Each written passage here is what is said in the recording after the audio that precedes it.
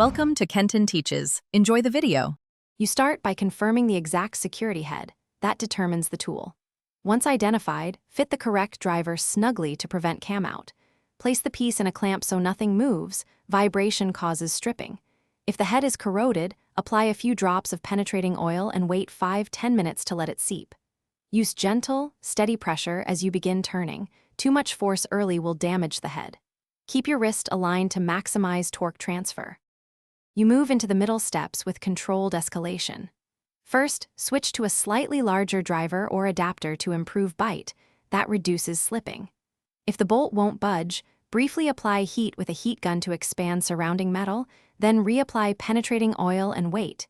Heat plus oil breaks corrosion bonds.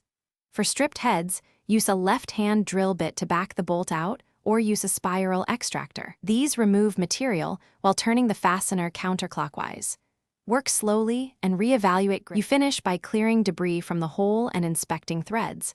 A tap can restore damaged threads before you install a replacement security bolt. If you must reuse the part, apply a thin coat of anti-seize to prevent recurrence. When extraction leaves only a stub, drill the center with increasing bit sizes and install a helicoil or oversized fastener as needed. If nothing works, stop and consult a professional. Continued force risk.